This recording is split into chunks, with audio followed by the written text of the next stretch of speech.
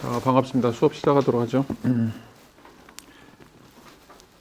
자, 61페이지 보시면 이제 우리가 개념을 형성하는 이제 방식들에 대해서 이야기를 하고 있었죠. 그래서 우리가 이제 사자라고 하는 개념이 생겨나는데 이제 진짜 사자하고 사자의 개념 사이에 이제 존재론적인 유격이 있다라고 이야기를 할 수가 있죠. 왜냐하면 이제 우리가 사자를 본 거 이상의 어떤 것들을 이제 사자 개념을 통해서 만들어가는 것들인데, 자 이제 이런 것들이 61페이지에 있는 것처럼 이제 감각적으로 단박인 놈을 뛰어넘는 능력과 연결되어 있다라고 이야기하는 거. 다시 말하면 우리가 보여지는 거 이상의 어떤 것들을 채워 나간다라고 하는 것들이고, 그래서 이 개념이라고 하는 것은 항상 그 위에서 한 10번째를 보시면 거리에서 유래한다라고 이야기를 하고 있죠. 거리에서 유래한다라고 이야기할 수 있고, 그래서 61페이지 이제 마지막 밑에서 4번째 줄 보시면 이제 이 경험의 맥락 안에 있는 빈틈들이 존재한다라고 하는 거죠. 그러니까 다시 말하면 이 경험, 우리가 감각 지각을 통해서 들어오는 경험과 또 그것들이 개념화되는 사이에는 항상 이 간격들, 빈틈들이 이제 존재하기 때문에 그 빈틈들을 만들어가는 거, 빈틈들을 채워 나가는 것들이 이제 굉장히 중요한 어떻게 보면 이제 인문학적인 작업이다라고 이야기를 할 수가 있죠. 그리고 이제 이거를 62페이지 US 2번째를 보시면 이제 정신적 성취다라고 이야기를 하고 있어요. 정신적 성취다. 그리고 이제 이 정신적 성취가 이제 이루어진 것들은 60페이지 위에서 한 5번째 보시면 인간은 동물이 아니고자 하는 이제 동물로서 끊임없이 자기로부터 거리를 두기 때문에 이런 일들이 벌어진다는 거죠. 그러니까 우리가 이제 동물의 상태에 있으면, 개나 돼지의 상태에 있으면 이런 고민들을 하지 않겠죠. 근데 우리가 생물학적인 요소들을 다 배제시키기 때문에 원래 우리가 생물학적인 존재인데 생물학적인 존재가 아니다라고 이야기하면서 그러면 나를 어떻게 정체성을 만들어 갈 것이냐, 이런 어떤 고민들이 생기는 것이고, 그런 어떤 고민들이 우리가 이제 허구라고 하는 것들, 왜냐하면 우리는 동물인데 동물이 아니라고 이야기해야 되니까 자꾸 동물 아닌 어떤 것들, 초월적인 거, 그래서 뭐 신이든지 영혼이든지 이런 어떤 서사들을 이제 만들어내게 된다라고 하는 것들이 이제 이 샤인이라고 하는 허구가 왜 인간에게만 존재하는지, 왜 인간에게만 있을 수 있는지. 그래서 이제 제가 계속해서 이야기하지만 그 인지혁명이라고 하는 것들이 어떻게 보면 상상의 질서, 그러니까 좋은 용어로는 상상의 질서라고 이야기하는데 실질적으로는 굴하죠. 어떻게 보면 이제 거짓말 할 수 있는 능력인데, 이 거짓말 할 수 있는 능력이라고 하는 것이 자, 인간이 보고 있는 것들을 왜곡시키거나 아니면 그 이상의 어떤 것들을 만들어 가기 때문에 자, 그것들이 이제 발생한다라고 이야기할 수 있고, 자, 그런 것들이 지금 여기서는 61페이지, 62페이지는 거리라든지 아니면 빈틈이라든지 이런 것으로 이제 개념화되고 있다라고 자, 이야기를 할 수가 있죠. 자, 그런데 이제 이런 것들을 가지고서 실질적으로 이제 어떤 일들을 하는가 라고 하는 거, 그러니까 어떤 방식으로 이제 이런 어떤 이제 거짓이나 서사나 이제 허구들을 이제 만들어 가는가라고 하는 것과 관련해서 67페이지로 이제 넘어오시면, 자, 이제 위에서 이제 네 번째, 세 번째 줄 보시면 이제 파리라고 하는 가로가 쳐져 있는 건 이제 파리의 개념이고요. 그러니까 서사적인 기호로서, 심볼로서 이제 개념이고, 근데 우리가 이제 직접 경험하고 있는 파리 라고 하는 것이 두 가지가 이제 존재하죠. 그러니까 서사적인 파리로서, 개념으로서 이제 파리라고 하는 것과 우리가 정말 이제 살아가고 있는 삶의 터전으로서, 실제 도시로서 이제 파리라고 하는 것들이 있는데, 자, 그게 이제 유사하지만 달라요. 유사하지만 이제 다른데, 그 파리라고 하는 기호, 파리라고 하는 개념들을, 자, 우리는 그 첫 번째 문단 마지막 줄에 보시면 우리는 서사 세계를 채우기 위해서 우리의 파리의 경험들을 사용한다라고 이제 이야기하고 있어요. 자, 그래서 이제 우리가 파리에 살면서 파리에 사는 그런 녹아져 있는 그런 경험들을 통해서 파리라고 하는 기호, 다시 말하면 파리라고 하는 이야기, 파리라고 하는 어떤 서사들을 이제 만들어 가게 되는데, 자, 그 서사들을 그 다음 문단에서 보시면 스토리, 파블라라고 이야기하고 있어요. 이 파블라라고 하는 이제 이야기라고 하는 것들인데, 자, 우리가 실제로 파리에서 경험했던 것 이상, 또 그거를 바탕으로 해서 우리가 만들어 놓은 어떤 이제 상상의 도시들, 자, 이런 형태의 이제 스토리라고 하는 파블라가 만들어지게 되는데, 자, 이런 것들이 우리 삶 속에서 굉장히 다양한 스펙트럼을 갖는다라고 이야기하고 있어요. 자, 그래서 이제 우리가 보면 이 이야기가 실제로 얼마나 충실하게 다루는가라고 하는 측면에 있어서 여러 가지 등급들이 있는 것처럼 이제 보이는데, 그래서 뭐 사실주의 장르에서 사회적인 비판 소설이라든지 아니면 과학적 허구라든지 아니면 이제 그런 것들이 이제 우리가 알고 있는 세계를 설명하는 다양한 형태의 개념들로 자, 폭넓게 배열될 것이다라고 이제 이야기하는데, 자, 이것은 어느 정도 사실성들을 그 담보하느냐에 달려서 그것들이 사실의 등급으로 나누어지는 것이 아니라, 자, 이것은 지금 가브리엘이 다 가상이다라고 선언하고 있죠. 전부 다, 자, 그게 이제 실제 사실이 1% 들어갔든지 아니면 99% 들어갔든지 이거는 전부 다 가상이다. 왜냐하면 이제 아까도 얘기했던 것처럼 우리에게는 그 거리, 간격이라고 하는 것, 또 빈틈이라고 하는 게 있고 그걸 메꿔 나가면서 우리가 모든 개념들을 만들어 왔기 때문에 자 거기에 이제 그러니까 우리가 이제 50보 100보죠. 거짓말을 뭐 얼마만큼 했느냐라고 하는 것이 10%냐 20%냐 30%냐 이거에 따라서 거짓말의 등급이 정해지는 것이 아니라 전부 다 거짓인 거죠. 그러니까 참 아니면 거짓인 건데 참이라고 하는 것도 우리에게는 주어져 있는 것들이 아니고 그러니까 참이라고 하는 건 우리에게 동물적인 생물학적인 그런 요소들인데 그걸 벗어나려고 노력하기 때문에 나머지는 전부 다 우리의 이제 상상의 등급이라고 이제 이야기를 하게 되는 거죠. 자, 그런 의미에서 이제 모든 이야기들이 자, 그게 이제 뭐 과학이든 철학이든 예술이든 뭐가 됐든지 간에 이게 이제 개념화되는 순간 자, 이야기라고 하는 파블라의 특성들을 가지게 되고 자, 그런 것들은 아무리 사실을 가지고 있다고 하더라도 그래서 사실주의적 이야기를 하라고 하더라도 이건 레포르타지가 아니라는 거예요. 보고가 아니다. 보고가 아니고 자, 이런 것들은 어떻게 보면 다 꾸며낸 사건들이나 사정들의 서술이다라고 이제 이야기하고 있죠. 그래서 이거는 이제 고성능의 논리적 망원경. 우리가 아무리 이제 논리적 체계를 구성을 하고 뭐 경험적인 요소들을 집어넣는다고 하더라도 결국은 이것들은 이제 꾸며낸 사건들과 사정들의 서술이다라고 이제 이야기를 하고 있죠. 이게 이제 50보 100보다라고 하는 것들이고. 자, 근데 이제 문제는 뭐냐면 자, 우리가 이제 67페이지 밑에서 세 번째를 보시면 우리가 왜 이렇게 꾸며낸 대상들 또 파블라라고 하는 이야기들을 성공적으로 만들고 성공적으로 유지하고 성공적으로 이것들을 지니고 있는가라고 하는 문제예요. 자, 이게 이제 거짓이라고 하는 것도 알고 있고 자, 이것이 없다라고 하는 것도 알고 있는데 우리가 이것을 가지고 계속 다음 이야기들을 만들어 가거나 아니면 어떤 이제 메타 세계들을 만들어 가고 있거나 아니면 이런 담론들을 꾸준히 이어가는 이런 것들이 왜 가능하냐 이거죠. 이게 지금 이제 퀘스천 마크 중에 하나예요. 그래서 여기서는 이것들이 있으려면 뭔가 성공적으로 숙고하는 대상들, 다시 말하면 정말 그럴듯한 거짓말들, 정말 참인 것처럼 보이는 그런 어떤 우리가 프로버빌리티라고 이야기하죠. 개연성을 갖고 있는 그런 어떤 대상들이 있기 때문에 그리고 우리가 만든 개념들이 그런 어떤 대상으로 변화하기 때문에 우리가 이런 것들이 이제 가능하다라고 이제 이야기를 하고 있죠. 자, 근데 이것은 실질적으로 이 성공적으로 숙고하는 대상들이 있으려면 마지막 제줄처럼 명시적인 실존 조건들이 있어야 돼요. 그러니까 아무렇게나 아무런 어떤 개념들이 성공적으로 수행되는 이제 대상들이 아니라 이게 근거를 두고 있는 어떤 전제들이 있어야 되는 거예요. 어떤 이제 네트워크가 있어야 되고 어떤 사유 구조가 있어야 된다는 거예요. 이게 이제 뒤에 가서 이제 의미상으로 이제 이어지는 것이라고 이야기할 수 있고 형이상학적인 이제 가설이라고 이야기할 수 있는데 자, 그래서 성공적으로 숙고되는 대상들은 반드시 이런 어떤 실존 조건으로서 일정한 형태의 형이상학적 세계관, 일정한 의미장, 일정한 이제 그런 어떤 세계관들에 뒷받침되고 있다라고 이제 이야기를 하고 있어요. 자, 그래서 68페이지 넘어가시면 위에서 세 번째 줄. 자, 그래서 이 시대에는 이 시대의 형이상학은 선호되는 틀을 찾는 데 열중하고 있다라는 거죠. 그러니까 이 성공적인 형태의 숙고 대상들을 이어가기 위해서는 여기에 뒷받침되고 있는 형이상학을 어떻게든지 발견하거나 아니면 그걸 정당화시키거나 어떻게 보면 이걸 구축하려고 하는 그런 시도들에 모든 사람들이 다 몰려있다라고 하는 거죠. 그러니까 이게 이제 굉장히 이제 중요한 특징이라고 이야기할 수가 있어요. 자, 그래서 이제 뒤에서 나오지만 예를 들어서 플로지스톤이라든지 에테르라든지 시간이라든지 공간이라든지 이런 개념 존재하지 않아요. 자, 존재하지 않음에도 불구하고 우리가 이것들은 굉장히 성공적인 개념이라고 이야기할 수 있죠. 왜냐하면 이런 개념을 통해서 물리학을 만들거나 아니면 물리적인 사실들 또 과학적인 사실들을 이제 만들어 왔기 때문에 또 예술은 예술 나름대로 또 이제 철학은 철학 나름대로 또 사회학은 사회 나름대로 각각의 이제 전문 용어들이 있죠. 우리가 보통 이제 업계 용어라고 이야기할 수 있는데 근데 그것들이 실제로 경험적인 것인가? 그러니까 약간의 경험적은 있어요. 경험성을 가지고 있긴 하지만 경험적인 것 플러스 여기서처럼 그것이 하나의 파블라라고 이야기하는 이야기 형태라는 거죠. 다시 말하면 그 안에 다양한 형태의 허구적 사실들이 이제 들어가 있는데 자, 그것들이 계속 유지되는 이유가 무엇인가? 그 유지되는 이유는 바로 그것들을 뒷받침하고 있는 형이상 세계관.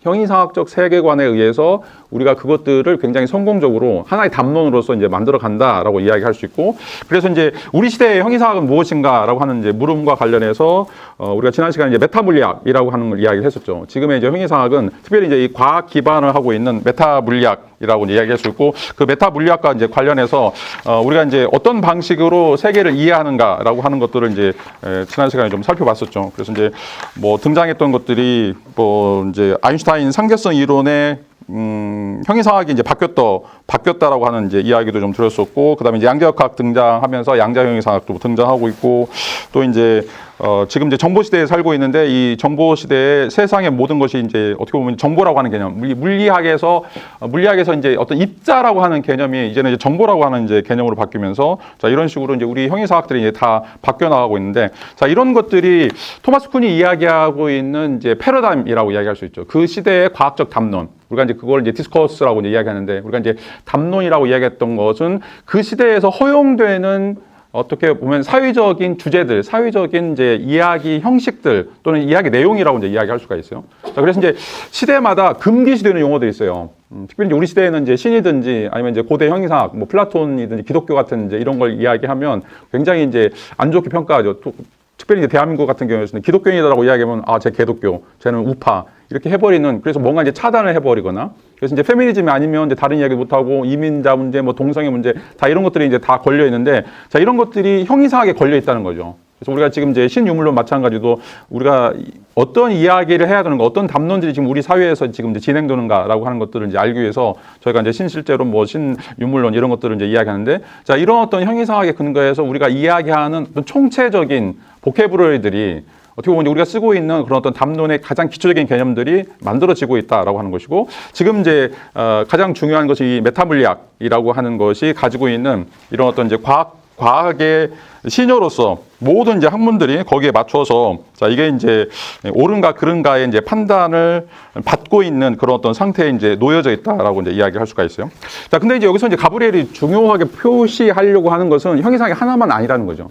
형이상학이 다양하게 존재하고 있고, 그 다양한 형이상학에서 사용되고 있는 언어들이 또 다양하게 있을 수 있기 때문에, 그래서 이제 비트gen시사 이야기는 이제 언어 게임인 거죠.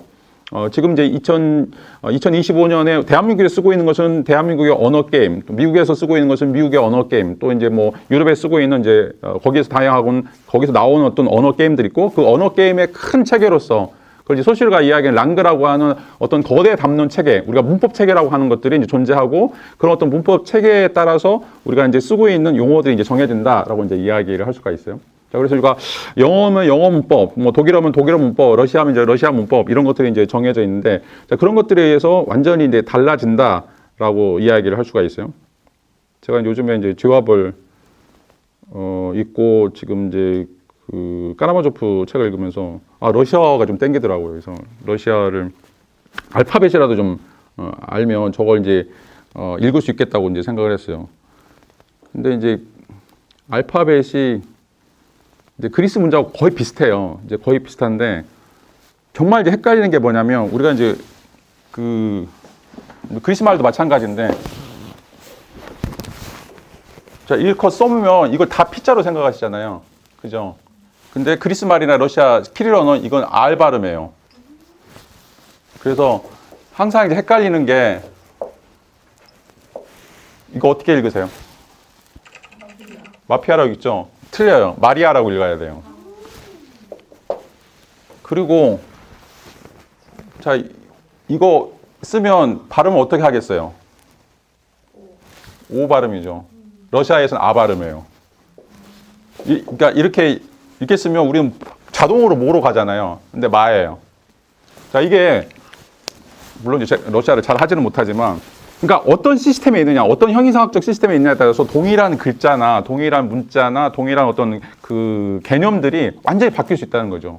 자, 이게 이제 여기서 이야기하는 의미장, 형이상학, 어떤 체계로서 시스템으로서 자, 그것들이 그 아래에 종속되고 있는 여러 가지 담론들, 여러 가지 형태의 이제 의미들을 만들고 생성시키고 그것들을 이제 변화시킨다라고 이제 이야기를 할 수가 있죠. 자, 이런 의미에서 어떤 형이상학, 다시 말해 어떤 의미장이 있느냐에 따라서 우리가 사용하고 있는 다양한 형태의 담론들이 만들어지고, 그것들이 굉장히 성공적으로 숙고하는, 성공적으로 우리의 담론들이 이끌어가고 있고, 또 우리가 그것들을 사용하면서 전혀 이게 허구다라고 생각하지 않을 정도로 실제성을 부여하고 있다라고 하는 이제 이야기를 하고 있죠. 자, 이것이 이제 우리가 지난 시간까지 이제 다루었던 내용들이고, 오늘 이제 68페이지 마지막 문단, 지금 이제 여기서 이제 구실제론이라고 이제 부르는 이런 내용들이 어떤 이제 한계들을 가지고 있는가. 특별히 이제 이 구실제론이라고 하는 것은 우리가 지금까지 알고 있는 다양한 형태의 이제 실제론들을 이야기하고 있는데, 이 실제론이 가지고 있는 단점 중에 하나는 실제론은 없다라고 하는 것, 비존재에 대해서 이것들을 언급할 수 있는 능력들이 전혀 존재하지 않는다라고 하는 이제 이야기를 하고 있어요. 자, 이게 이제 굉장히 독특한 또 이 세계관인데, 자, 이제 읽어보시면 이제 내가 구실제론이라고 부르는 이 기획, 지난 세기의 형이상학적 실제론이라는 열쇠말 아래 다양한 방식으로 그 한계가 밝혀진 이 모든 기획에 맞서 충분히 많은 반론을 통해서 그것이 결합 추성이라고 하는 것을 입증할 수 있다.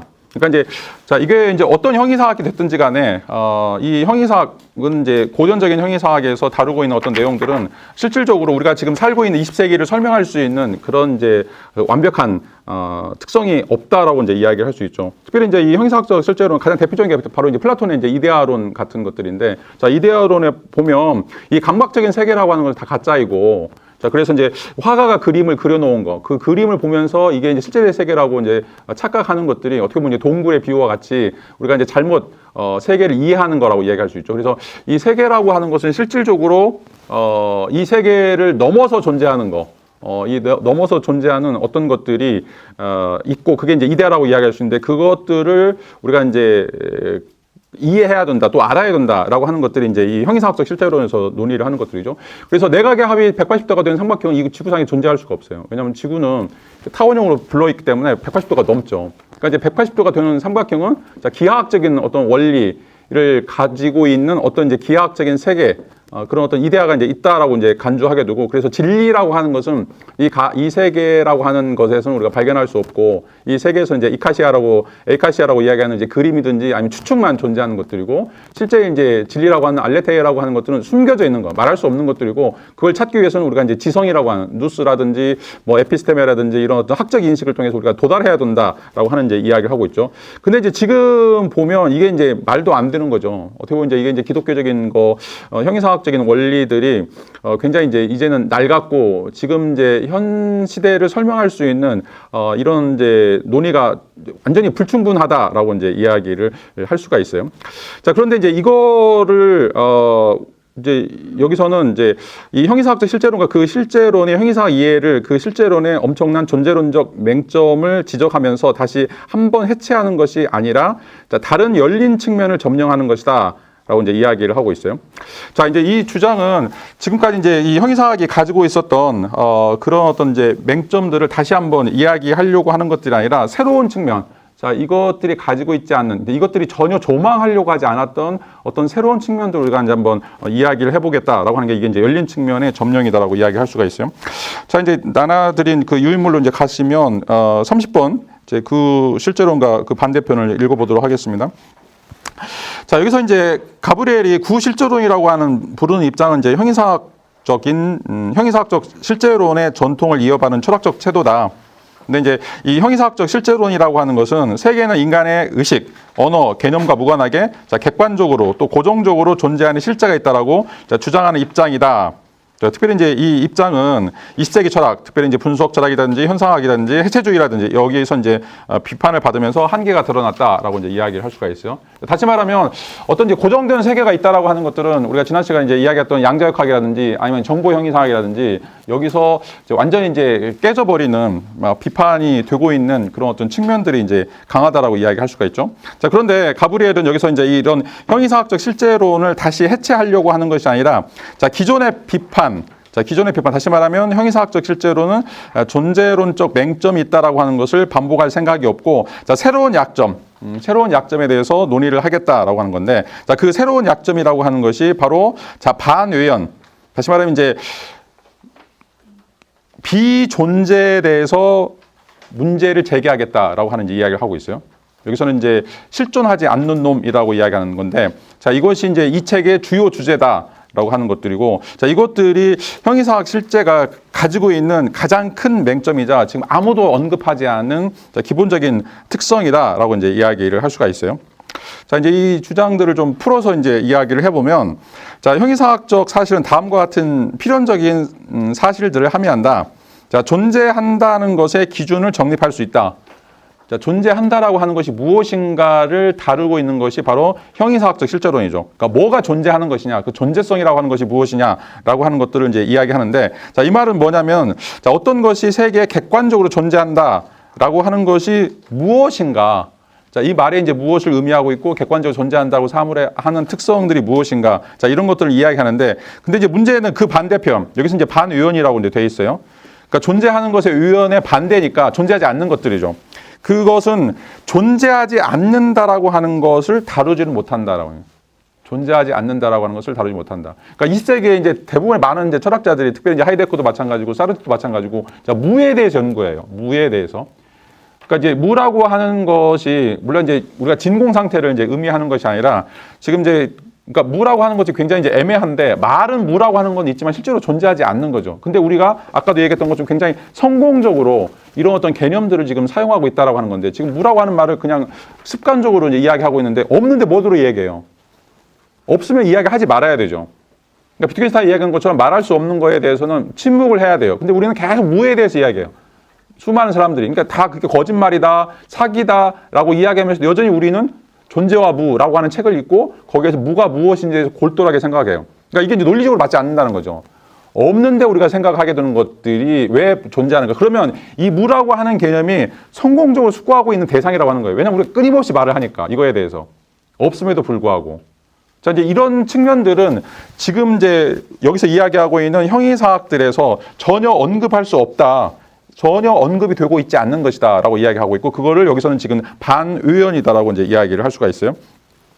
자, 예를 들어서 유니콘이라든지 제우스라든지 사라진 문명, 가상의 수학적 대상 이런 것들이 존재하지 않는다라고 하는 것을 어떻게 설명할 수 있을 것인가라고 하는 문제죠. 자, 실제로는 존재한다라고 하는 것을 강화할 수가 있어요. 존재한다라고 하는 것이 무엇을 의미하고 있고 존재한다라고 하는 것의 특성이 무엇인지 정의 특성들을 이제 밝히는 것이 어떻게 보면 이제 이 형이상학의 주된 목적이라고 이야기할 수 있는데 존재하지 않는다라고 하는 것을 어떻게 하면 무력화시키거나 반대하거나 이런 것들을 할 수 없다는 거죠. 그러니까 존재하는 것을 강화시키지만 존재하지 않는 것에 대해서는 단순하게 뭔가 학문적인 방법이 전혀 존재하지 않는 거죠. 근데 우리는 계속 존재하지 않는다라고 하는 말을 쓰고 있고 비존재, 비실존이라고 하는 개념들을 사용을 하고 있어요. 근데 그걸 막을 수 있는 방법이 없는 거죠. 그러니까 이제 이게 이제 신의 존재 증명과도 같고 이제 자아의 정체성 문제와도 같다라고 이제 이야기할 수가 있어요. 자, 인간이 이제 있다라고 하는 것, 또 신이 있다라고 하는 것들, 이것들을 이제 강화시키는 것들로 하나의 학문들이 이제 존재하지만 이거가 틀렸다, 이것들이 존재하지 않는다라고 하는 비판하려고 하는 것들은 학문으로서 존재하지 않는 거죠. 그러니까 원래 없는 거죠. 왜냐하면 없는 거기 때문에 없는 것에 대해서 학문이 있을 수 없는데 그럼에도 불구하고 왜 계속 우리는 이야기하느냐 이거죠. 왜 우리는 계속 그것들에 대해서 탐구를 하고 있고 우리가 가지고 있는 대부분의 개념들이 다 이렇게 성공적으로 숙고한 대상들에 대한 개념인데 이런 개념들이 있다라고 할 때 이것들이 어떤 인과적으로 물리적으로 힘을 미치고 있다라고 할 때 여전히 이 무에 대해서 존재하지 않는 것에 대해서 논의가 가능할 뿐만 아니라 이게 현실 세계에도 큰 영향을 미치고 있다라고 하는 것들을 우리가 이제 그거를 차관해야 된다라고 이야기하는 거죠. 우리는 계속해서 무시해 왔는데 없는 건 없는 거고 그건 말할 수 없는 거고 침묵해야 되는 것이고 이렇게 이야기했는데 계속 이것들이 사라지지 않는다고 이야기했을 때 그리고 이것들 우리가 평소에 계속해서 사용하고 있다고 했을 때 이것들에 대한 연구가 필요하지 않냐라고 하는 것들을 지금 물어보고 있는 거죠. 자, 따라서 이제 가브리엘은 이 책에서 존재하지 않는 것에 대한 문제를 집중적으로 다루겠다라고 선언한다. 존재하지 않는 게 바로 여기서 이제 허구라는 것들이죠. 그리고 허구만 있다라고 또 얘기해버려 마중에 가서는. 자, 그래서 이제 이 형이사학적 실제론이 놓치고 있는 핵심은 단순히 존재하는 것의 규정이 아니라, 그러니까 이제 형이사학 실제로는 말 그대로인 것처럼 리얼리즘이니까 있다라고 하는 것이 무엇인가에 대한 연구인데, 자, 그것들이 왜 존재하지 않는 거, 비존재라든지 허구라든지 결여, 상실 이런 것들을 어떻게 사유할 수 있는가라고 하는 이제 문제들을 제기할 필요가 있다라고 하는 것들이죠. 자, 이런 어떤 이제 굉장히 역설적인 상황들이 이제 존재한다라고 이제 이야기를 할 수가 있어요. 자, 실제로는 존재하는 것을 정의하는데 성공한다고 하더라도 자, 그것이 존재하지 않는 것의 문제를 설명하지 못한다는 점을 자, 드러내는 것이 바로 이제 이 책의 큰 프로젝트다라고 이제 이야기를 할 수가 있어요. 실제론이 가지고 있는 이제 강화된 측면들이 이제 어떤 것들이고 또 이제 강화되지 않는 측면들이 어떤 것들인지 그리고 이제 지금까지 실제론에서 놓치고 있었던 것들이 어떤 것들인지 이런 어떤 논의들이 이제 필요하다라고 이제 이야기를 하고 있죠. 이제 69페이지로 넘어가셔서 첫 번째 이제 문단 보시면 자, 이제 파르메데스 또 플라톤, 아리스토텔레스 이래로 잘 알려져 있듯이 부정을 실존에 적용하면 독특한 역설들이 이제 발생한다. 자, 이 일부에서 이 난점들은 다음과 같은 사실들을 통해 환히 드러난다. 자, 꾸며낸 대상은 자, 그것이 실존하지 않으면 우리가 인정하면서도 기꺼이 또한 성공적으로 숙고하는 무언가의 대표적 예이다라고 이제 이야기를 하고 있죠. 자, 이게 이제 역설인 거예요. 자, 이 부정이라고 하는 것이 실질적으로는 뭐 아무것도 아니기 때문에 무이기 때문에 그것들이 전혀 연구의 대상이 아님에도 불구하고 실제로 우리가 그 무와 관련된 다양한 형태의 개념들이 우리가 지금까지 성공적으로 숙고하고 있는 것들의 대표적인 사례라고 하는 거죠. 자, 그래서 이제 원래 이제 비실존이라고 하는 것은 원리적으로 진술될 수 없는 수로다. 예를 들어서 수라든지 정신적인 상태, 플로지스톤, 마녀, 신, 영혼, 에테르, 시간, 현재 프랑스 왕, 둥근 사각형. 자, 이런 것들이 실존하지 않는다. 이건 이제 뭐 가능한 이야기들이죠. 근데 이제 이것들에 대해서 그 다다음 줄 보시면 자, 무언가를 당신이 가리키고 있고 또한 동시에 그 무언가가 아예 실존하지 않는다라고 주장하는 것을 전제하는 것처럼 보인다라고 이제 이야기를 하고 있어요. 그러니까 없는 건데 그 없는 거에 대해서 우리가 왜 가리키고 있고 왜 없는 건데 그 없는 것이 실존하지 않는다라고 이야기하는가라고 하는 것이 지금 철학적 문제다라고 이야기하는 거죠. 그러니까 이제 여기에 등장하고 있는 이제 플로지스톤이라든지 에테르라든지 자, 이런 것들은 이제 실질적으로는 사용이 됐던 용어들인데 그것들이 이제 사라지는 경우들이 있었죠. 그래서 그 33페이지 주 보시면 13번에 에테르와 이제 플로지스톤 보면 이제 플로지스톤은 이제 17세기, 18세기에 있다고 생각을 했어요. 이건 이제 가연성 물질, 불에 타는 물질들이 이 플로지스톤이 있기 때문에 이제 불에 타는 것이고, 그래서 플로지스톤이 다 타버리면 실질적으로는 더 이상 타지 않는다라고 생각한 거죠. 근데 이제 나중에 브라지아인가요? 이 탔는데도 불구하고 질량이 늘어나요. 그러니까 지금 플로지스톤에 빠지면 질량이 줄어들어야 되는데 질량이 늘어나는 거 보면서 플로지스톤이 이제 가짜라고 하는 개념이 들어가죠. 그래서 이제 플로지스톤 때문에 타는 게 아니라 산소 때문에 탄다. 산소가 결합해가지고 타는 것이다라고 이야기하는데 근데 그때까지 10세기, 18세기 모든 과학자들이 다 플로지스톤이 있다고 생각을 했어요. 그래서 모든 가연성 물질은 이 플로지스톤에 의해서 존재한 이게 뭔가 탄다라고 이제 생각을 했었고, 자, 에테르도 마찬가지요. 에테르는 자, 빛하고 전기파가 이제 파동이기 때문에 움직여야 되죠. 근데 이제 우리가 소리도 파동이기 때문에 움직이는데 소리가 파동으로 움직이는 건 여기 안에 공기가 매질이 있기 때문에 옮겨가는 것들이죠. 그러면 이제 빛이라든지 전자기파도 뭔가 이것이 전달이 되려면 이걸 전달시키고 있는 어떤 것들이 필요하다고 생각을 했었죠. 자, 그게 바로 이제 에테르인데 나중에는 에테르도 이제 1887년에 이제 마이컬슨 몰리시담에 따라서 에테르가 없다라고 이제 이야기를 했어요. 이제 밝혀지게 되죠. 근데 10세기, 18세기 거의 200년 가까이 모든 과학자들이 플로지스톤도 있었고 에테르도 있었고, 근데 그것 때문에 또 파생되어 있는 다양한 형태의 또 이론들이 등장하게 되죠. 그러니까 이게 이제 이게 지금 성공적으로 사고하고 있는 대상이라는 거죠. 그러니까 없는데 플로지스톤, 에테르가 없는데 이걸 가지고서 또 다른 이론들을 만들고 그 이론을 가지고서 충분히 우리가 살고 있는 과학적인 설명들이 성공적으로 수행될 수 있도록 만드는 것이 바로 존재하지 않는 거, 비존재라고 하는 거죠. 이제 여기서 역설이 벌려지는 거예요. 그러니까 이제 비존재가 없는 거면 이건 무조건 F가 돼야 되는데, 근데 이걸 가지고 또 다른 세계를 만들고 그 세계가 또 성공적으로 이어지게 되고 그 성공적인 세계가 또 우리와 완전 물리적인 세계와 전혀 다를 수 없는 그런 어떤 세계로 이제 이어진다고 했을 때 이걸 어떻게 설명해야 되냐라고 하는 난점이 생긴 거죠.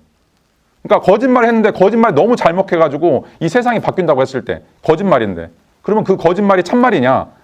근데 참말의 역할을 하는 거죠. 참말에 어떻게 보면 이제 그런 효과들을 갖는 거죠. 원래 없는 건데. 자, 그러니까 여기서 이제 이런 어떤 역설들이 이제 벌어진다라고 하는 거죠. 이거를 형이삭 실제로 이제 증명을 못 하는 거죠. 왜 이렇게 되는지, 왜 이것들이 이런 메커니즘을 가지고서 성공적으로 물리적인 세계에 영향을 미치고 인과적으로 이런 것들이 효과를 발휘하는지에 대해서 전혀 설명을 못 하고 있다. 근데 나는 이제 그거에 대해서 설명을 하겠다라고 하는 거죠. 이게 지금 이제 여기서 이야기하고 있는 71페이지 보시면 이제 밑에서 네 번째 이게 이제 비존재론적 관계주의라고 하는 거예요. 새로운 형이삭을 이제 끄집어내는 것들이요. 비존재론적 관계주의. 비존재론은 없는 거예요. 비존재니까. 근데 이제 그것들이 어떤 관계를 맺느냐. 그러니까 없는 것들이 어떻게 관계를 맺느냐에 따라서 이게 물리적으로, 인과적으로 세계의 사실들을 만들어내고 있다라고 하는 이런 어떤 측면을 여기서 이제 주장하고 있다라고 하는 사실들은 이제 이해를 하실 필요가 있어요.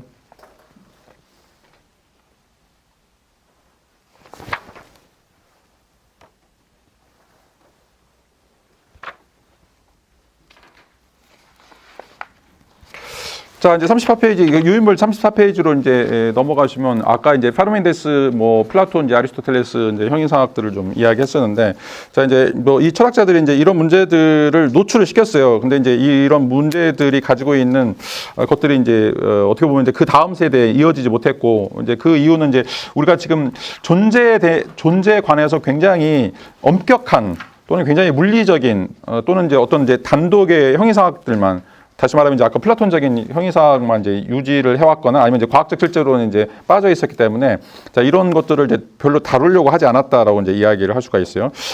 자, 그래서 첫 번째 이제 철학사적 문제 제기 34페이지 유인물 보시면 철학사적 문제 제기와 관련해서, 자, 이 허구적 대상 문제와 이제 관련해서 고전적인 이제 철학 담론들이 플라톤 또 이제 메논 이제 이런 좀 뭐 마이농이라든지 현대에서도 이제 있었는데, 자, 이제 플라톤 철학에서 보시면, 자, 플라톤의 진짜 존재는 이데아다.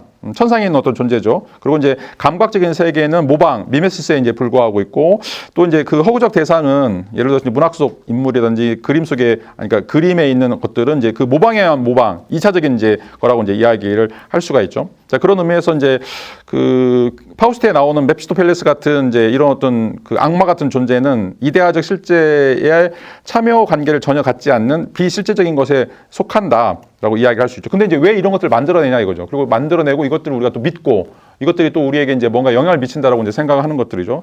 자, 그래서 이제 이것들에 대해서 플라톤도 고민을 하게 되는데, 특별히 이제 소피스트에서는 왜 우리가 이 비실제적인 것들을 생각하고 말하냐 이거예요. 이게 가짜임에도 불구하고, 이게 없는 거임에도 불구하고 왜 우리는 자꾸 귀신에 대해서 생각하고, 뭐 몽당 귀신 생각하고 처녀 귀신 생각하냐 이거죠. 없는데.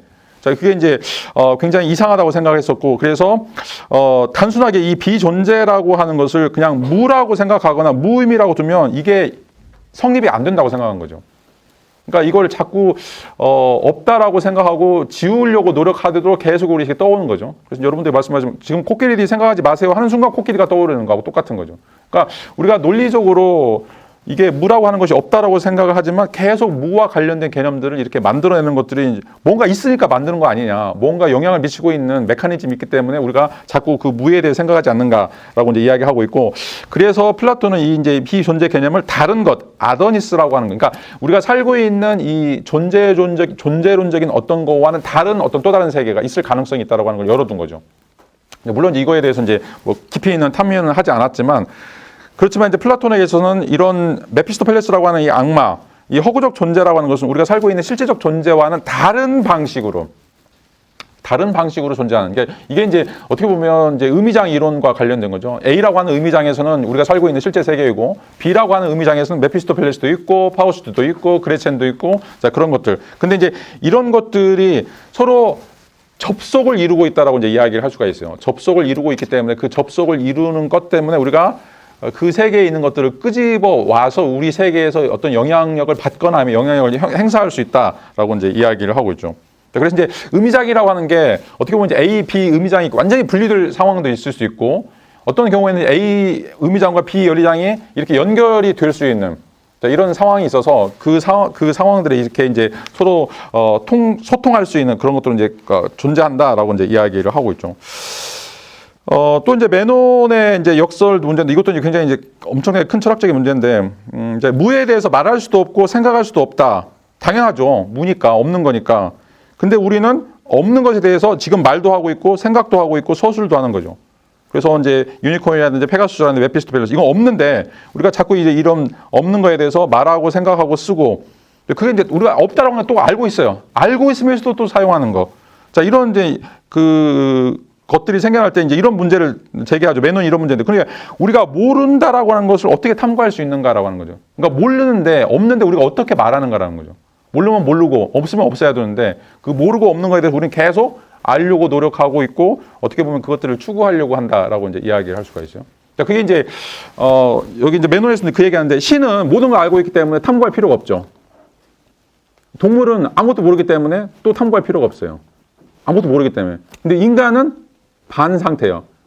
그러니까 뭔가 알고 있는데 알 수 없는 것들이 또 있는 것들이죠. 근데 그 알 수 없는 것들을 아는 걸 통해서 자꾸 그거를 채워 나가려고 하는 게, 아까 이제 구멍이고, 그게 이제 방정식이죠. 방정식이 항상 X, Y, 뭔가 이제 알 수 없는 것들이 있고 또 알 수 있는 것들이 있어요. 거기에서 그거를 풀려고 하는 것들. 자, 이게 이제 여기서 이야기하는 무의 문제, 아니면 비존재의 문제, 어떻게 보면 이제 허구의 문제다라고 이제 이야기를 할 수가 있어요. 자, 그래서 이제 또 이제 마이논 같은 경우에도 마이논은 이제 이 문제를 풀기 위해서 우리가 알고 있는 존재 문제, 지금 이제 존재 문제를 실제로 이제 존재하는 것들이고, 그다음에 이제 대상이라고 하는 개개변 하이트라고 이야기하는데, 여기서 이제 개개변 하이트는 이제 주어진 것이라고 이야기할 수 있는데, 그런 어떤 이제 어떤 것들이 우리에게 우리가 살고 있는 실제 세계와는 다른 형태의 어떤 것들이 존재한다라고 이제 이야기를 하고 있죠. 자, 그게 이제 35페이지 마지막 결론적인 부분에서 가브리엘은 여기서 이제 허구 존재 역설이라고 하는 거죠. 허구 존재 역설. 없어요. 없다라고 우리는 알고 있어요. 그리고 그걸 말해서도 안 돼요. 말할 수도 없는 거. 말할 건덕지가 없는 거죠. 근데 우리는 계속 말을 하고 있고, 그거에 대해서 탐구하고 있고, 그거에 대해서 이야기하고 있는 것들. 이게 허구 존재 역설이라고 하는 거죠. 그리고 이제 가브리엘은 이거를 이제 이 구실제론 모든 형이사학들에서 어떻게 보면 이제 언급하지 않는 거, 일부러 언급하지 않는 거라고 이야기를 할 수 있고, 그리고 이제 자기는 이 책에서 이런 주제들에 대해서 논의를 할 것이다라고 이제 이야기를 하고 있죠.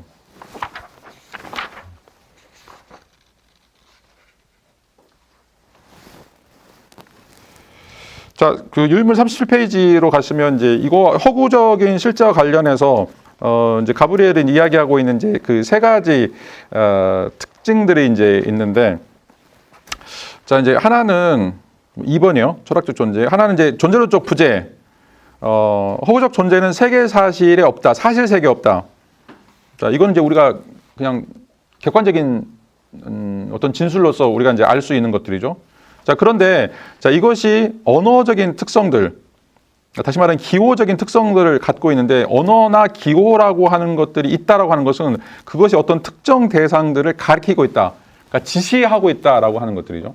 그러니까 이제 실질적으로 그러니까 지시와 지시 대상이 존재하는 것, 우리가 이제 확인할 수는 없지만, 자, 이것들이 어떤 형태가 됐든지 간에 언어화되고 기호화된다라고 하는 것들은 그런 의미에서 지시하고 있는 어떤 역할들을 하고 있고, 그 지시하고 있다라고 하는 것들은 일정한 형태의 의미를 갖는다. 의미가 발생될 수 있는 어떤 이제 충분한 조건들을 갖는다라고 이제 이야기하고 있고, 자, 그래서 이제 그것들이 발전이 되면, 자, 문화적인 또 그다음에 여기서 이제 효과적 실제라고 하는 거죠. 그러니까 실제 효과를 갖는다라고 하는 것들이죠. 자, 그래서 이게 허구인데, 그 허구가 언어나 기호화가 됐을 때 그 언어나 기호가 우리의 사고나 감정이나 제도나 행동들을 변화시키게 된다라고 이제 이야기를 할 수가 있어요. 그래서 이제 예를 들어서 메피스토펠레스가 뭐 신학이나 문학에서 이 악마 개념을 형성을 하게 되고, 그 악마 개념이라고 하는 것들이 우리의 어떤 사유 속에서 선과 악에 대한 개념, 뭐 도덕적인 어떤 개념들에서 큰 영향을 미치는 것들. 그다음에 이제 예를 들어서 이제 이 그 듀샹의 샘이라고 하는 이 작품이, 자, 이제 그 예술 제도와 관련해서, 자, 망막 예술을 깨고 우리가 보고 있는 것이 예술이 아니라 보는 걸 넘어서서 뭔가 이제 개념화될 수 있는 어떤 것들이 예술일 수 있다라고 하는 이런 어떤 것들도 어떻게 보면 사회 제도를 이제 바꾸는 거라고 이야기할 수가 있어요.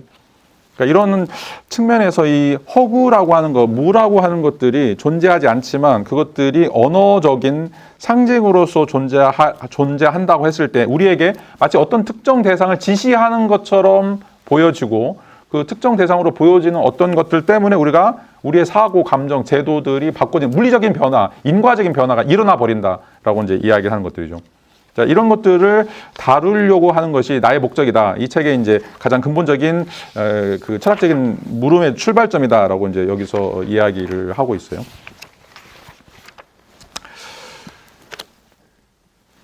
그 다음에 이제 69페이지 이제 마지막 문단 가셔서, 자, 물론 이제 멤피스토펠레스를 더 자세히 밝혀야 할 의미에서 실제로 실존하지 않는다. 다 알죠, 우리는.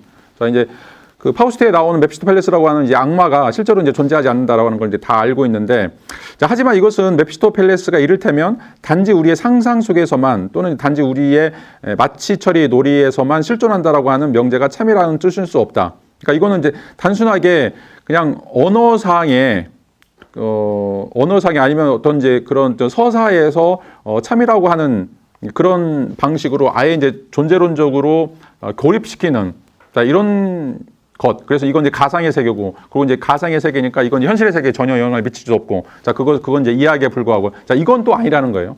자, 메피스토펠레스가 이게 실제 존재하지 않는다. 그러니까 객관적인 물리적 세계에 존재하지 않는다라고 동의하지만 동시에 자, 이것이 그냥 이야기의 서사의 그냥 가상의 세계에만 존재하고 그래서 우리에게 아무런 영향을 미치지 않는다라고 하는 것은 또 그 참이라고 이야기할 수 없다. 왜냐하면 이 명제가 참이라는 메피스토펠레스가 아무튼 실존한다라고 하는 것이 명백히 의미할 터이기 때문에 그렇다라고 이야기하고 있어요. 그러니까 메피스토펠레스라고 하는 것이 실존한다라고 하는 어떤 특성들을 보여주고 있다는 거죠.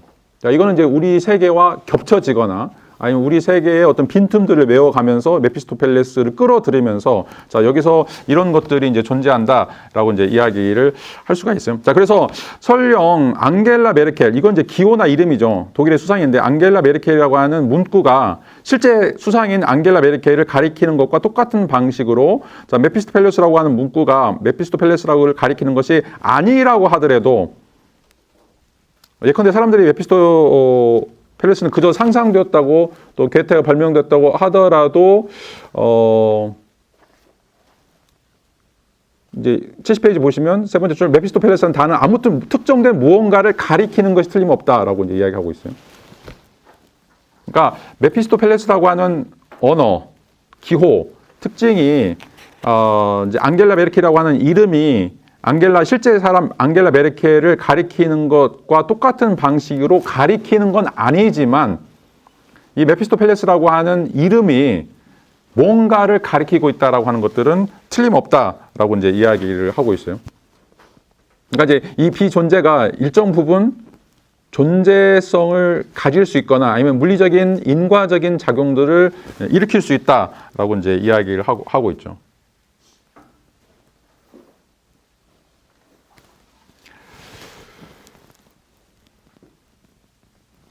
자, 이제 왜냐하면 아까 이제 이야기했던 것들과 이제 똑같은 것들인데 이제 사람들이 이런저런 이유로 나중에 혹은 그놈을 특징 지을 때부터 실존을 불허하는 다른 모든 놈 내에서도 유사한 이야기를 할 수 있다. 자, 예를 들어서 자, 에테르는 그 안에서 빛이 이동할 수 있는 그런 절대적인 기준 틀을 사람들이 추구했기 때문에 거론되었다. 그러나 절대적인 기준 틀을 전제하는 것은 불필요함이 드러났다. 왜냐하면 에테르를 동원해서 설명하는 한 모든 물리적인 현상을 에테르 없이 더 잘 이해할 수 있기 때문이다. 에테르는 실망스럽고 우리는 지금 에테르가 존재하지 않는다고 말한다. 자, 에테르도 원래는 있었다라고 이제 생각했는데 나중에는 이게 이제 허구 개념이었죠. 근데 허구 개념에도 불구하고 그것 때문에 그때 당시 일어났던 과학적인 현상들을 다 설명할 수 있었죠.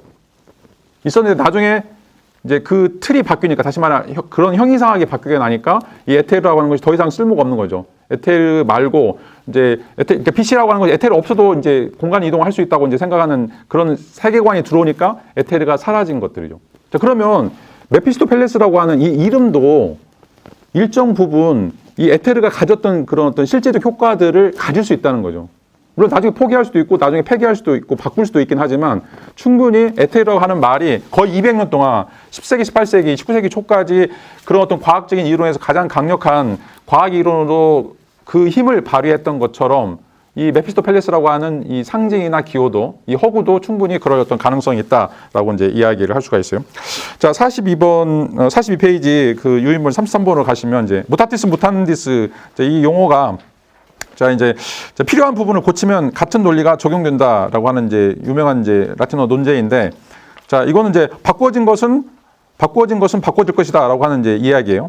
자, 여기서 자, 에테르뿐만 아니라 다른 이제 허구적 대상에도 똑같이 적용될 수 있다. 어떤 개념이나 대상을 처음에는 필요해서 가정했지만 나중에 불필요하거나 근거가 없음이 드러난다면 자, 우리는 그것의 존재 자체를 부정하면 된다라고 이야기하는 거죠. 자, 처음에는 이런 대상이 있을 것이라고 말했는데 실제 탐구 결과 존재하지 않음이 드러나면 존재를 처리한다는 것. 자, 이게 이제 대표적으로 아까 얘기했던 에테르라든지 플로지스톤이라고 이야기를 할 수가 있어요. 자, 여기서 이제 중요한 것은 뭐냐면 그 다음 문단 보시면 가브리엘에 있어서 과학 이론 속에서 중요한 것은 참 거짓이 아니라는 거죠. 참 거짓이 아니라 설명적 기능과 검증 가능성에 따라서 존재론적 지위를 얻거나 잃는다라고 하는 걸 보여준다라고 하는 거예요.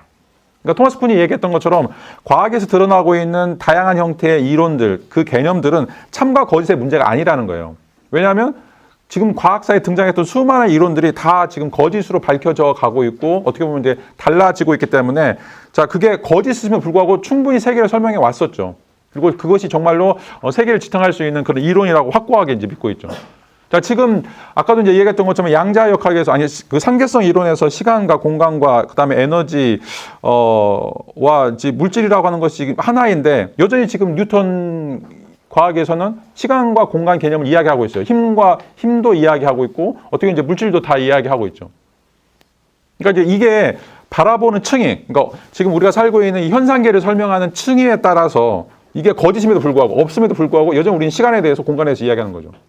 아인슈타인 상대성에 따르면 시간과 공간이 하나의 장이 있더니 절대 시간이나 절대 공간 존재하지가 않아요. 시간은 항상 상대적일 수밖에 없어요. 어떻게 보면 시간이 없다라고 이야기할 수 있고. 자, 그런 의미에서 지금 우리가 사용하고 있는 모든 용어들은 에테르나 플로지스톤이 있을 수 있다는 거죠. 지금 우리한테 이게 모든 걸 다 설명하기 때문에 그래서 여기서는 설명적 기능이에요. 설명적 기능. 또 검증의 가능성.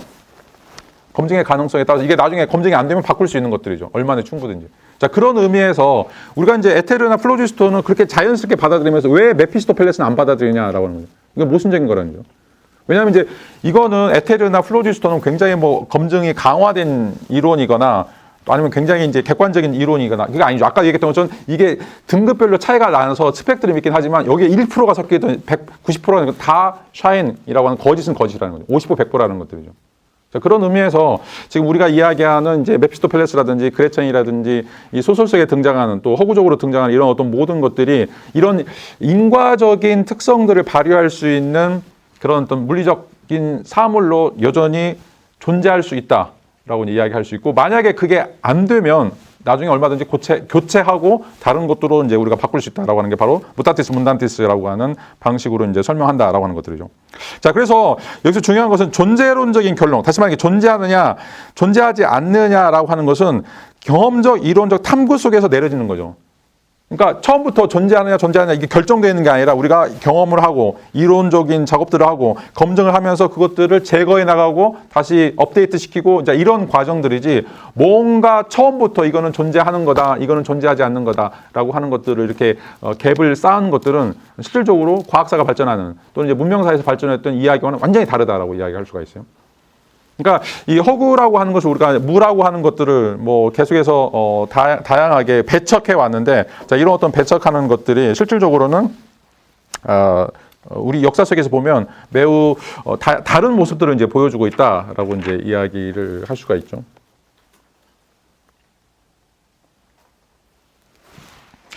자, 그다음에 이제 그다음 문단 보시면 책 70페이지요. 자, 더 자세히 살펴보면 확실히 드러나겠지만 자, 비실존자의 개별 후보들은 참으로 다양한 이유로 존재론적 쓰레기 더미에 던져졌다. 그러니까 처음에는 이게 이제 굉장히 실질적인 존재성을 갖고 있다고 생각하지만 나중에는 이제 이것들이 후보 지위를 상실하면서 이제 사라지게 되는 것들이죠. 그래서 이제 사람들은 폐기된 자연과학적 가설들을 다룰 때 그러니까 이제 여러분들 이제 과학이 굉장히 객관적인 또 증명을 통해서 완전히 이제 그 타당성을 갖춘 거라고 생각하는데 그렇지 않죠. 왜냐하면 지금도 수많은 과학자들이 다양한 형태의 이제 그 가설들을 제시하죠. 그리고 이제 그 가설들을 실험을 통해서 계속해서 이제 증명해 나가는데 그 증명에 성공한 하나의 이론만 남는 거죠. 근데 그 하나의 이론이 남기 위해서는 수많은 가설들이 여전히 이제 실험을 통해서 연마가 되는 것들이죠. 거기서 다 폐기되는 것들이에요. 그러니까 지금 이제 우리가 과학 이론이라고 할 때 과학 이론이라고 하는 것이 뭔가 딱 하나가 나와서 그게 하나가 완벽하게 설명하는 것들이 아니라 이 과학사를 살펴보면 끊임없이 수정 반복하는 어떤 이런 과정들이 이루어진다라고 이제 이야기를 할 수가 있죠. 그래서 이제 그 추측과 논박이라고 이제 이야기할 수가 있는데 우리가 이제 어떤 것을 설명할 때 다양한 형태의 이제 가설들을 세워놓고 그걸 시뮬레이션 해보고 검증하는 과정에서 그것들 계속해서 수정한다라고 이제 이야기할 수 있죠. 또 이제 이 마녀와 같은 것들, 이 마녀 같은 중세 시대에 이제 유명했던 것들인데 이것도 이제 그때는 많은 사람들이 뭐 마녀 사람도 하고 다 기독교인들 다 마녀 믿는 지금 마녀 믿는 사람 아무도 없죠. 기독교인들도 마찬가지고. 그다음에 이제 숫자와 이제 도덕적 가치들 이런 것들도 이 추상적인 대상들도 이제 많은 사람들이 이게 동의했던 이제 도덕적 가치나 숫자들도 있었다가 이제 사라지게 되는 거라고 이제 이야기를 할 수가 있어요. 자, 지금 이제 우리는 아라비아 숫자만 쓰기 때문에 지금 아라비아 숫자만 이제 유일한 숫자라고 생각하는데 지금 이제 고대 문명을 보면 다양한 형태의 숫자들이 있었죠. 우리가 지금 10진법만 이제 사용하고 있는데 10진법 외에 뭐 다른 진법을 이용했던 이제 문화들도 많이 있었는데 지금 또 다 사라졌죠. 이런 것들 보면 자, 수학사를 살펴보면 이제 우리가 지금 알고 있는 수 개념과는 다른 형태의 수 개념들을 가지고 있었고 또 이제 그런 것들이 굉장히 다양하게 이제 포진되어 있다라고 이제 이야기를 할 수가 있어요. 제가 이제 그리스어를 배울 때 정말 이제 짜증났던 것 중에 하나가 쌍수라고 하는 게 있어요. 쌍수가 뭔지 아세요? 쌍수. 우리는 이제 단수와 복수만 있잖아요. 현대에는. 고대에는 쌍수가 있어요. 둘을 가리키면 쌍수예요. 근데 쌍수가 변화예요. 그러니까 지금 영어에서는 이제 어근 변화는 어미 변화가 없는데 쌍수가 이제 쌍수도 변화예요. 그래서 수를 세 개로 외워야 돼요. 이게 단수인지 복수인지 쌍수인지. 근데 이제 이게 BC 5세기경으로 넘어오게 되면 쌍수를 잘 안 쓰는데 호메로스 시대에는 둘이 있으면 무조건 쌍수를 써야 돼. 우리는 이제 복수라고 생각하는데 근데 이제 그러면 이걸 이제 또 다시 이제 공부를 해야 되죠. 근데 이제 지금의 개념하고는 완전히 다르죠. 우리는 쌍수 같은 건 전혀 이제 그게 뭐가 필요해라고 이제 생각할 수 있는데 자, 그런 사람들은 굉장히 이제 중요한 어떤 개념이라고 이야기할 수가 있어요. 그래서 이제 이런 숫자 개념 또 이제 도덕적 가치 뭐 지금은 이제 여성 인권들이 굉장히 높아졌지만 조선시대에 뭐 칠거지학 이야기하면서 여성 또 아리스토텔레스는 정치학에서 여성은 그냥 말하는 노예라고 말하는 도구라고 썼어요. 말하는 도구 2500년 전에. 지금 보면 이제 정말 터무니없는 것들인데 지금 완전히 다 바뀌었죠. 이런 도덕적 가치들이 바뀌는 것들을 보면 자, 실질적으로 그때 당시에는 굉장히 이게 권위가 있고 어떻게 보면 이제 실질적인 역할을 해왔던 것들이 이제 이렇게 바뀌어 갔다라고 이제 이야기를 할 수가 있어요. 자, 근데 여기서 이제 중요한 건 뭐냐면 자, 이게 사라지는 이유가 뭐냐면 그것들을 바탕을 두고 있는 형이상학적인 근거들이 바뀌기 때문에 바뀌어지는 거죠. 그리고 그 형이상학적 근거들이 여기서처럼 자연과학적인 거, 아니면 숫자 도덕적인 거, 아니면 이제 마녀 같은 거, 이 종교적인 것들로 이제 나눠진다라고 이제 이야기를 할 수가 있어요. 자, 유인물 42페이지 보시면 34번. 자, 가브리엘은 존재하지 않는다라고 선언되는 대상들이 다 똑같은 이유로 사라지는 것이 아니다라고 얘기하고 있어요. 자, 우리는 존재하지 않는다라고 이야기하는 건 다 똑같은 어떤 동일한 특성들을 갖는다고 생각하는데 아니라는 거죠. 왜냐하면 이 존재 부정에는 여러 가지 맥락과 동기가 있다라고 이야기하죠. 자, 예를 들어서 과학적 가설, 에테르라든지 플로지스톤 같은 경우는 과학적 가설이 폐기되면서 이 존재가 부정당하는 것이고, 그다음에 마녀 같은 것은 사회적인 또 인류학적인 망상이기 때문에 부정되는 이건 사회학적인 것들이죠. 그러니까 플로지스톤과 에테르하고 마녀는 다른 거예요. 다른 존재론적인 형이상인 거죠. 그 다음에 이제 숫자나 도덕적 가치는 것들은 자, 이거는 이제 추상적인 존재들은 이런 어떤 자연주의적 세계 공간과 맞지 않기 때문에 부정되는 거죠. 그러니까 사라지는 이론들, 사라지는 개념들, 그리고 우리가 없다라고 하는 것들이 그냥 없으니까 비존재 딱 이렇게 일률적으로 우리가 없다라고 이야기하는 것이 아니라 자, 그런 것들은 다양한 형태의 형이상학들, 다양한 형태의 맥락들과 관련해서 자, 이것이 있다 없다라고 이제 이야기되는 것들이죠.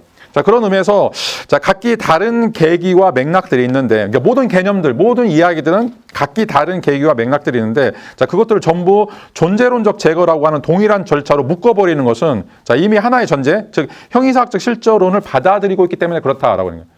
어떻게 보면 이제 과학적 실제론이 됐든 뭐 인식론적 실제론이 됐든 형이상학적 실제론 존재의 특성을 그러니까 아리스토텔레스가 형이상학에서 다루고 있는 건 이제 존재란 무엇인가라고 하는 건데 그러니까 존재한다라고 하는 것이 그러니까 그러니까 존재자의 존재라고 하는 것을 딱 하나의 속성으로 이야기하려고 하는 거죠. 이게 이제 형이상학적 실제론이에요. 그래서 물이라고 하는 것은 H2O라고 하는 어떤 정의 속성이 있어야만 그게 물이 되는 것처럼 모든 존재들도 이 존재라고 하는 S라고 하는 정의 특성이 있어야만 존재한다라고 생각하는 게 바로 형이상학적 실제론이죠. 그러니까 모든 존재들 하나의 원리로 그것들을 다 꿰뚫으려고 하는 어떤 시도들이 자, 이게 이제 보편주의 또는 이제 보편적 실제론이 가지고 있는 특징인데 이 가브리엘은 그걸 반대해요.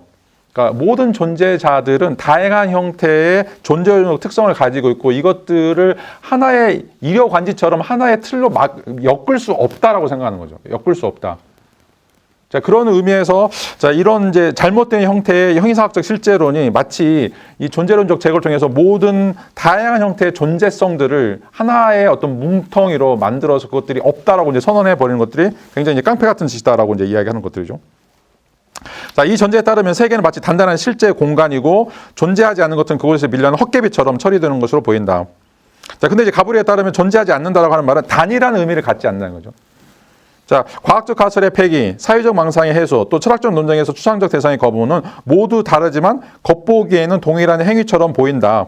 자, 그런데 이 동일한 제거 행위는 사실 중립적이지 않다. 자, 이미 실제는 하나의 견고한 영역이고 오직 그것만이 진짜라고 하는 형이상학적 실제주의의 전제를 깔고 있어야만 이런 폭력적인 짓을 한다는 것들이죠. 자, 그래서 존재하지 않는다라고 하는 선언은, 그러니까 비존재라고 하는 선언은 단순히 사실의 문제가 아니라 어떤 형이상을 가지고 있느냐, 어떤 형이상학적인 관점을 가지고 있느냐에 따라서 달라질 수 있다라고 얘기하는 거죠. 자, 그래서 이 존재론적 배제, 다시 말하면 비존재다라고 하는 선언 자체가 이 형이상학이라고 하는 해석 구조 속에서 보면 동일한 것처럼 보이는데, 자, 그런데 원래대로 보면 이것들은 다양한 형태의 존재성들을 가지고 있다. 그러니까 다양한 형태의 비존재성이죠. 다양한 형태의 비존재성을 가지고 있기 때문에, 자, 그런 것들을 그냥 일괄적으로 없다라고 이제 주장하는 것들은 이것들은 하나의 형이상학에 맞춰서 실제로는 이야기하는 것이다라고 이야기할 수가 있죠. 자, 그래서 이제 70페이지 이제 그 요컨대 보시면, 마지막 문단에 보시면, 요컨대 수많은 제거의 이유가 존재한다. 과학적 사실에서 배제가 되는 거, 뭐 사회적인 의미에서 배제가 되는 거, 종교적인 의미에서 배제가 되는 거, 아니면 이제 뭐 다양한 의미에서 이제 배제가 되는 그런 이유들이 있는데, 자, 그 제거들은 이미 작동하기 시작한 형이상학 실제론을 배경을 삼을 때만 동일한 과정으로 곧 침투할 수 없는 진짜 실존의 공간에서 가상을 제거하는 것처럼 보인다라고 하는 것들이죠. 자, 이건 이제 우리가 착각이나 편견이다라고 이제 이야기를 할 수가 있어요.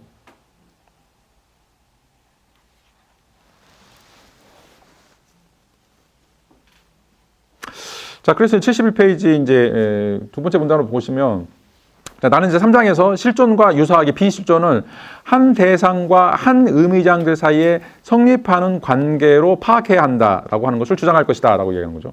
다시 말하면 우리가 지금 이제 알고 있는 실존적인 대상과 우리가 이제 없다라고 이야기하는 무라고 하는 비실존적 대상, 자, 이런 것들을 하나의 틀 안에서 보려고 해서는 안 되고, 자, 이것은 한 대상이 어떤 의미장에 속해 있느냐, 그 의미장, A라고 하는 의미장에서 이것들이 실존한다고 이야기할 수 있지만, 이거는 이제 B 의미장에서는 실존하지 않은 것일 수 있고, 자, 이게 이제 A 의미장에서는 실존하지 않는 거지만 B 의미장에서는 실존할 수 있고, 자, 그래서 우리가 대상을 이야기할 때 반드시 그 대상이 있다라고 생각하는 의미장을 먼저 언급해야 된다. 다시 말하면 어떤 형이상학적인 전제들을 깔고 있는가, 이것들이 이제 더 중요하다라고 이야기하고 있죠. 자, 그래서 여기에 실존하지 않은 놈은 그 놈이 아무튼 언젠가 실존의 후보였던 한 다른 어딘가에 실존한다라고 합니다.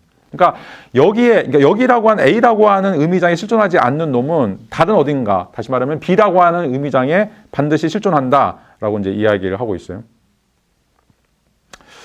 자, 그런 이제 의미에서 이 이제 루터의 견해들이 나오고 이제 예수의 이제 부활 이야기들이 나오는데, 이제 여러분들에게 이제 나눠드린 이제 유임을 보시면 오늘 나눠드린 거요. 이제 마르틴 루터의 재판, 이제 마르틴 루터는 이제 종교개혁을 이제 이끌었던 이제 가장 중추적인 사람인데, 이 사람이 마녀 마법에 대해서 굉장히 긍정적인 입장을 보였어요. 그래가지고 이제 악마 루시퍼가 있다고 이제 생각하고 있고, 이 마녀들은 이제 루시퍼의 하순이다라고 이야기하고 있고, 이제 악마와 공범이라고 이야기하고 있죠.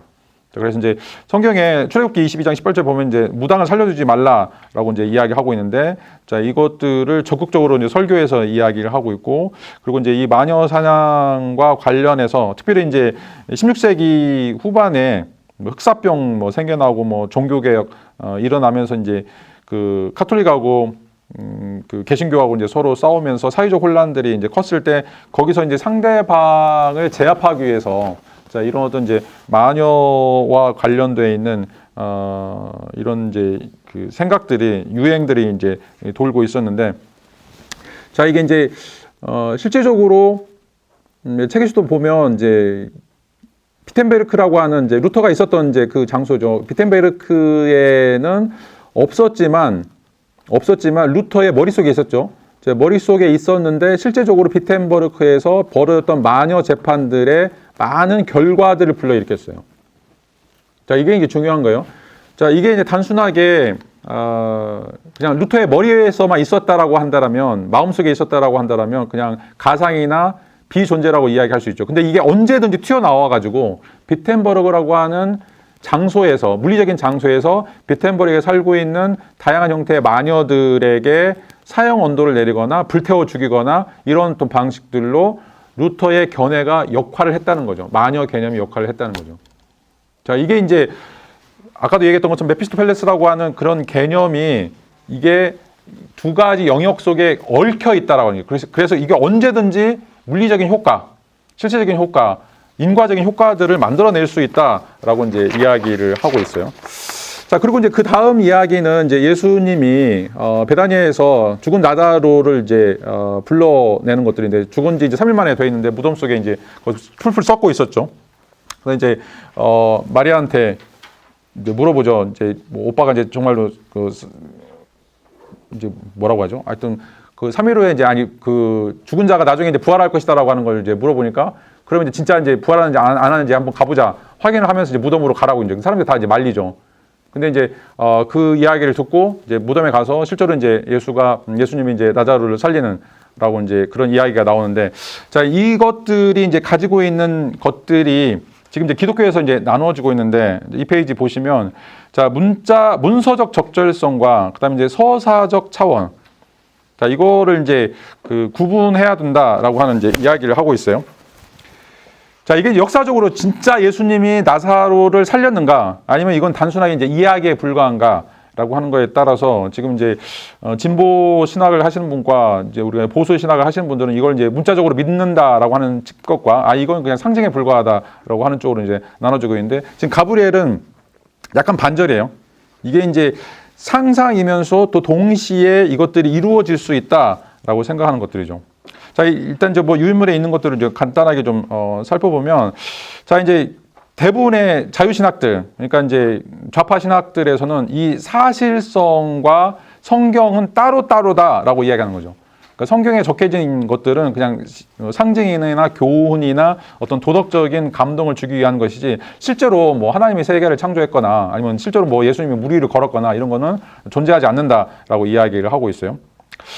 자, 이제 이런 이제 이야기를 하는 것들은 실질적으로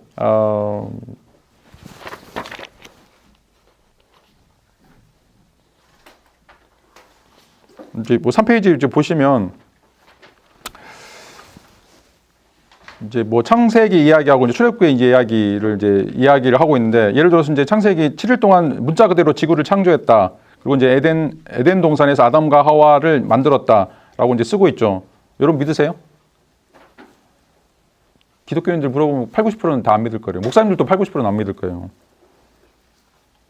그런데 이제 이것들이 가지고 있는 이제 서사적인 이야기는 하나님과 인간과 자연의 관계에 대한 이제 진리를 담고 있다. 그래서 창조주로서 이제 하나님의 속성, 뭐 인간을 사랑한다라고 하는 것을 이제 보여주는 이런 것. 그 다음에 이제 인간이 그런 이제 청지기로서의 그런 신분, 도덕적 교훈을 이제 준다라고 이제 생각하는 것들이죠. 자, 이것을 이제 분리하는 이유는 무엇인가? 왜냐하면 이제 이건 다시 말해 진화론과 맞지 않죠. 지구는 이제 148억 년 전에 만들어진 것이고, 근데 지구가 그렇게 몇백억 년 된 것들인데, 어떻게 보면 이제 이 성경의 문자적인 해석을 따르면 이거를 설명할 수 있는 그런 갭들이 너무 크다는 거죠. 그런 의미에서 이렇게 따로 떨어뜨려 놔야 과학과 충돌하지 않고, 그래서 신학적으로 의미가 있다라고 이제 생각하는 거죠.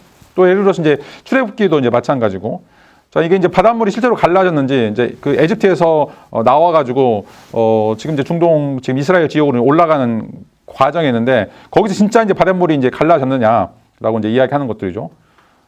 근데 이제 이것을 믿는 사람도 있고, 이제 이걸 믿지 않는 사람들은, 자, 이런 어떤 상징들을 통해서 하나님 이제 억압받는 자들, 히브리 민족들을 구원하시는 구원자임을 상징적으로 보여준다. 이런 어떤 이제 서사를 통해서. 근데 이제 이것도 보면 이제 기적이 과연 이제 자연적인 형상으로서 이제 일어날 수 있을 것인가 없을 것인가 문제와 관련해서 이것이 이제 신화나 상징으로 보는 것들이 안전하다고 생각하는 것들이죠. 자, 이렇게 이제 우리는 기본적으로 이 문서의 적절성, 다시 말하면 사실성과 서사적인 차원으로서 이제 이것들이 가지고 있는 상징적인 의미, 자, 이것들을 이제 분리해 놓을 수 있다라고 이제 생각할 수 있는데, 자, 근데 이제 이거에 대해서 이제 가브리엘이 뭐라고 얘기하냐면 71페이지 밑에서 네 번째 보시면, 그러니까 우리가 이제 서사적인 차원의 중립을 지키면서 그 보고를 조심스럽게 성서 안 베다니아에 관한 것으로 국한할 수도 있다. 이제 그런데 그렇게 하더라도 아직 오류를 범한 것은 아니다. 왜냐하면 만일 예수가 정말로 신이 보낸 기적의 치유자였다면 성서 안 베다니아는 베다니아와 동일할 수도 있기 때문이다라고 이제 이야기를 하고 있어요. 번역이 좀 약간 어설프긴 한데, 자, 우리는 이제 이런 이야기들이 딱 분리시켜가지고 역사적 사실이 아니라 그냥 성서에 나오는 배단이라고 하는 그 공간에서 이루어지고 있는 그냥 이야기에 불과하다라고 딱 나눌 수 있는데, 자, 이제 이렇게 이제 나누기도 하지만 이것들이 아까 얘기했던 것처럼 루터가 갖고 있는 생각들이 실제 비텐베르크에서 마녀 사냥과 이어지는 그런 물리적인 효과가 일어났던 것처럼, 자, 우리는 알 수 없지만 이 성서 안에 베다니아에서 일어났던 일들이 진짜 베다니아에서 일어났던 일들을 일으킬 수도 있다. 그것들이 동일할 수도, 우리가 확인할 수는 없지만 그런 사실들이 있다라고 하는 것들을 우리가 그것들 열어놔야 된다라고 하는 이제 생각들을 갖고 있는 것들이죠. 자, 이제 이런 의미에서 실질적으로 우리가 가지고 있는 다양한 형태의 이제 이야기들, 자, 이런 것들이 얼마든지 삐집고 나와가지고 물리적인 공간 또 물리적인 사태들에서 인과적인 효과들을 분명히 이제 일으킬 수도 있다라고 하는 것들이죠. 자, 그게 이제 우리가 이제 뭐 플라시보 효과라고 이제 이야기할 수가 있는데, 이제 뭐 교회에 가서 뭐 기도하거나 또 이제 인도 불교도 마찬가지고 또 스님들 보면 이제 뭐 암자에 가서 이제 기도하는 사람들 보면 다 거짓말이라는 거 알죠. 거짓말이라고 하는 건데, 뭐 제가 이제 지난번에 티벳 중국 갔을 때도 거기 티벳 근처에 가서 이제 오체 투지레 하는 사람들 얼마나 힘들어. 근데 그걸 이제 왜 하냐 이거죠.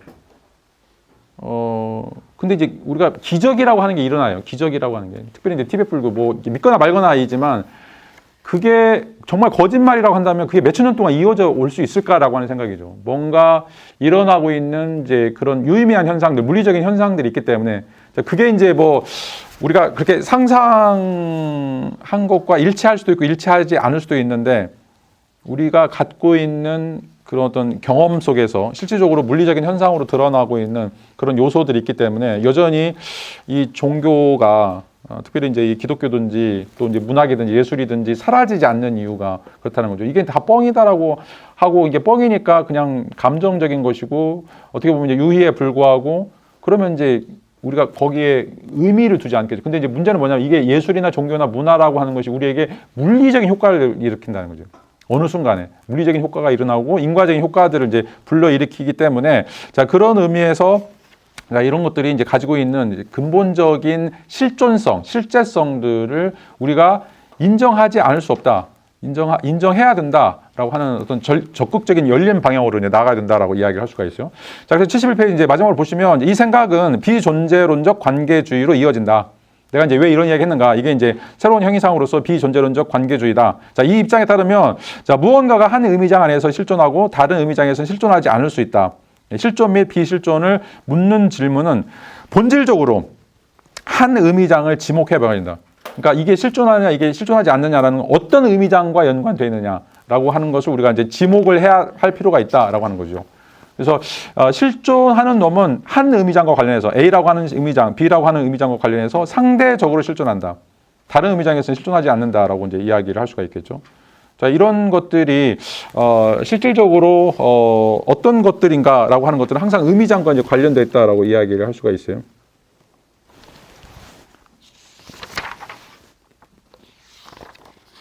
시간이 없어가지고 더 뭐 많은 말씀들은 이제 못 드리겠지만. 뭐 예를 들어서 이제 우리가 베를린이 있다, 뭐 그 다음 페이지 보시면 베를린이 있다라고 이제 이야기할 때 베를린이 있다라고 하는 말도 의미장이 필요해요. 왜냐하면 베를린이 지금은 있지만 지금 베를린이 한 독일의 수도이고 370만이 살고 있는데 베를린이라고 하는 것은 13세기 전에는 없었어요. 13세기 후에 있는 거죠. 그러면 베를린이 있다라고 하는 말은 13세기 전의 의미장에서는 말이 안 되는 거죠. 13세기 이후에 이게 이제 실존한다라고 하는 거죠. 그러니까 이제 이런 것처럼 우리가 이 언어화되어 있는 거, 개념화되어 있는 거, 이야기되는 거, 그러니까 인간이 사용하고 있는 모든 사고 구조들, 사고 형태들, 사고 내용들은 항상 의미장을 따져봐야 된다라는 거죠. 이게 어느 시대, 어느 맥락, 또 어느 층위에서 논의가 되고 있는 것들인가라고 하는 겁니다. 지금 우리가 확실하지만 이게 100년 뒤에 200년 뒤에 없어질 수 있고, 이게 정말 확실하지만 이게 100년 전에 200년 전에 없었던 것일 수 있고, 자, 이런 의미에서 어떻게 보면 이제 이 존재라고 하는 건 맥락 의존성이다라고 하는 거죠.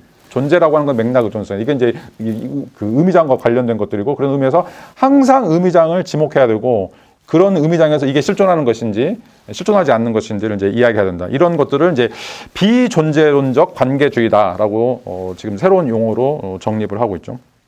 자, 좀 잠시 쉬었다가 여러분 준비하신 거 발표하도록 하죠.